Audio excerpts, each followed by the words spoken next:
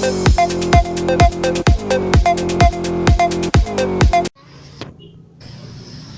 sekarang kita akan masuk ke dalam untuk melihat bagaimana proses pembuatan kue yang dilakukan oleh Ibu Linda. Mari ikuti saya untuk melihat bagaimana. Pertama-tama, cetak adonan kulit risol dalam pan dengan api yang kecil. Lalu siapkan sayuran yang sudah dimasak untuk isi dalam risol. Ambil adonan risol yang sudah jadi, lalu ambil 1 sendok sayuran, simpan di atas adonan untuk dijadikan isi dalam risol. Lalu, risol digulung hingga berbentuk persegi panjang.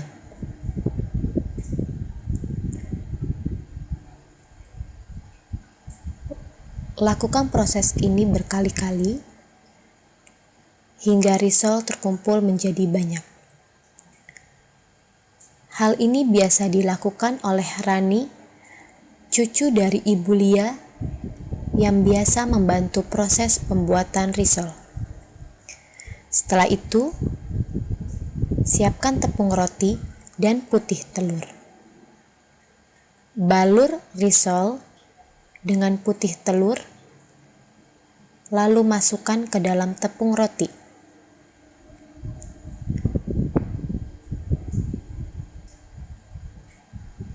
Setelah dibalur dengan tepung roti, kemudian risol dimasukkan ke dalam minyak panas.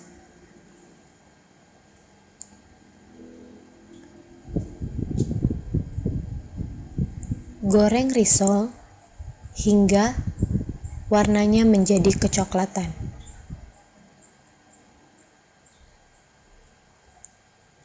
Menggoreng risol tidak membutuhkan waktu yang cukup lama.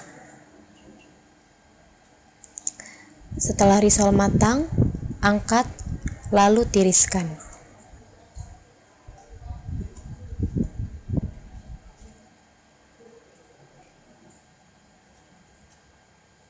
Dan risol pun siap untuk dijual.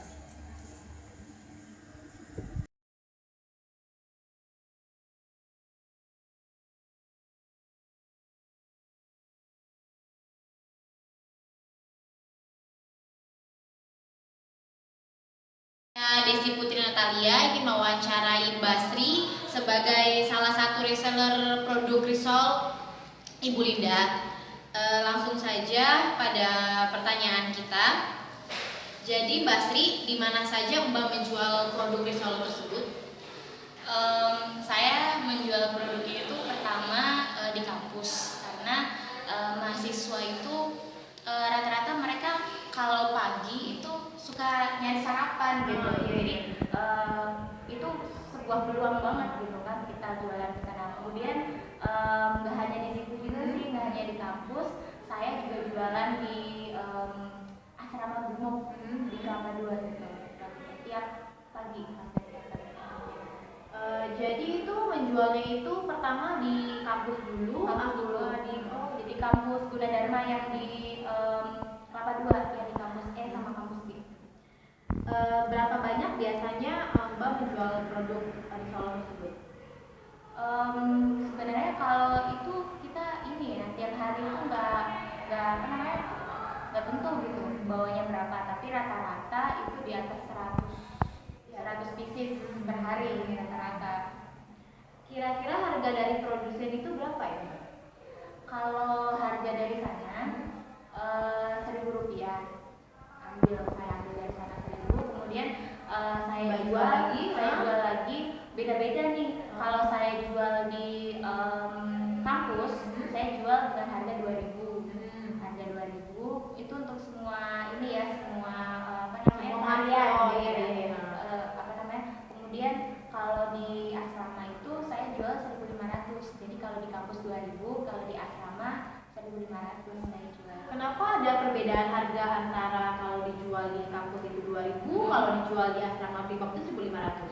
Oke, sebenarnya gini, bedanya itu karena kalau misalnya kita jualan di kampus itu kan kita juga perlu ongkos juga untuk ke sana. Nah, Iya, itu juga benar. perlu dihitung. Itu juga masuk ke dalam biaya. Jadi kita juga apa namanya perlu diperhitungkan juga. Kemudian apabila di asrama kita jualan kan kita tinggal jalan kaki kan, jadi kita nggak butuh apa namanya biaya lagi, transport. Oh iya iya. Seperti itu.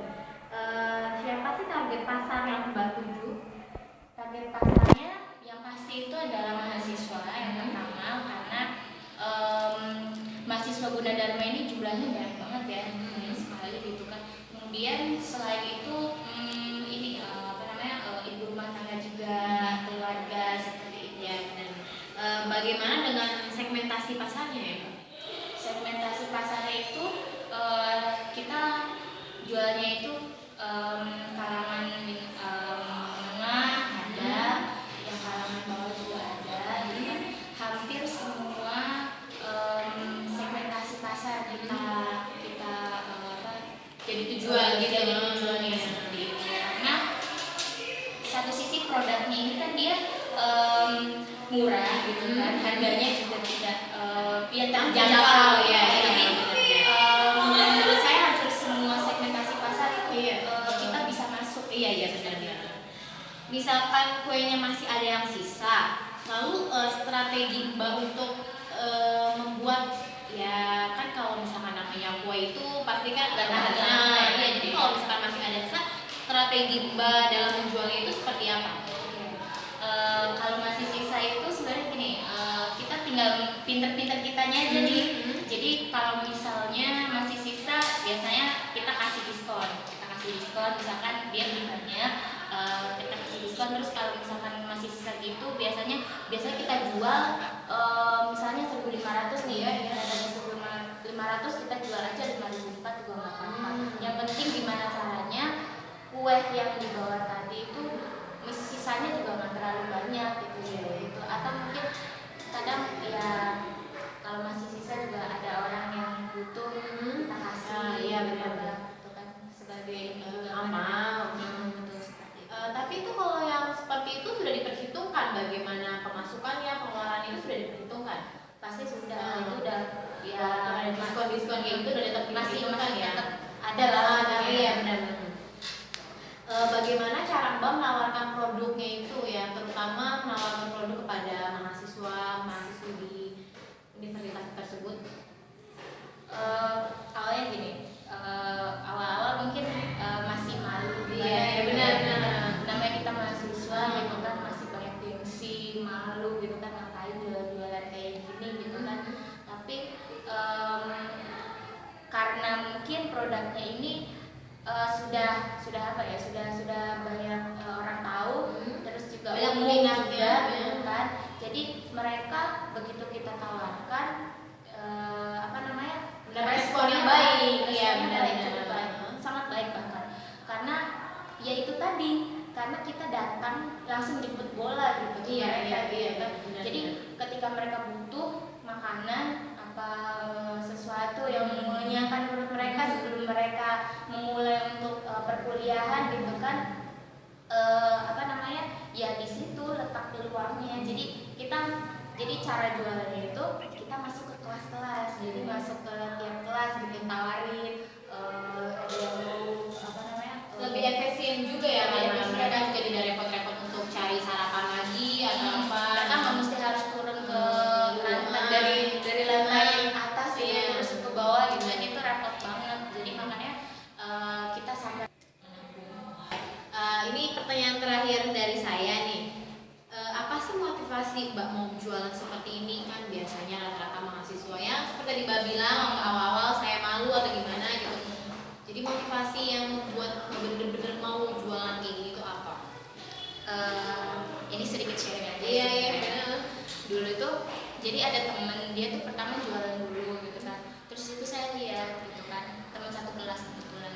Situ saya lihat, ih dia jualan-jualan kayak gitu kok berani gitu. Sebelumnya di kelas saya itu belum ada yang berani jualan-jualan kayak gitu. Jadi masih Mbak jualan itu juga termotivasi dari teman. Iya. Termotivasi dari teman.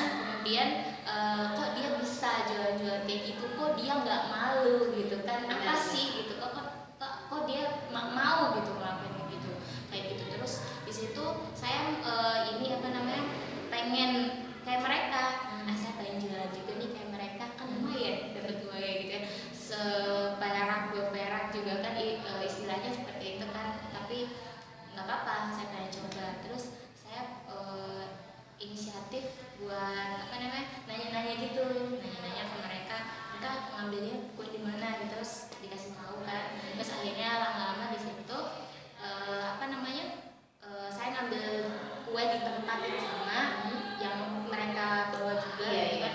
Nah dari situlah mulai tuh apa namanya, semangat saya untuk jualan.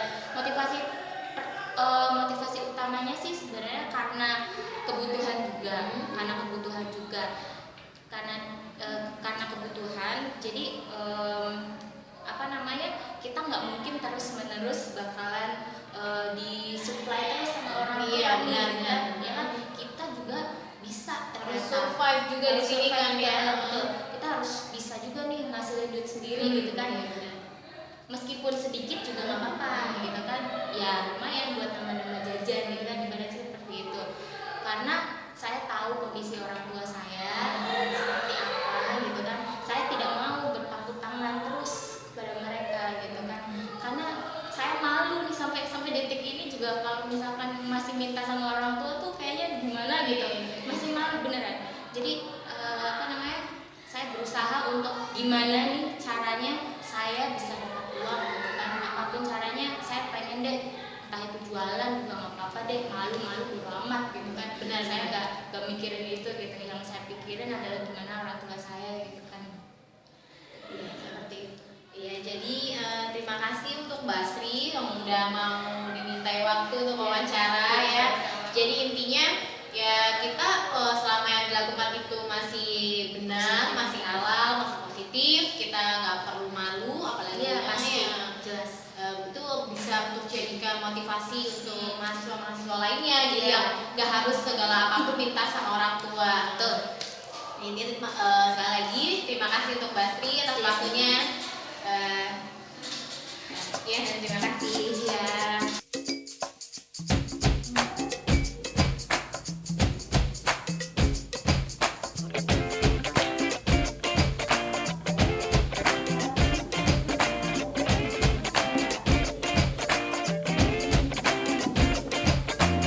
Pernahkah kau berpikir hidup tidak adil karena engkau merasa kecewa karena hal yang kecil? Aku tak bisa hidup ini berarti. Tidakkah kau merasa haruskah kau berpikir masalah hal yang kecil tidak sebanding dengan merasakan banyak manusia di luar sana.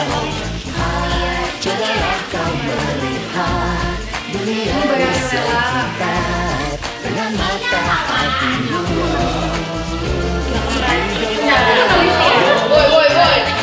Gue punya aku mau ngambil fotonya ini.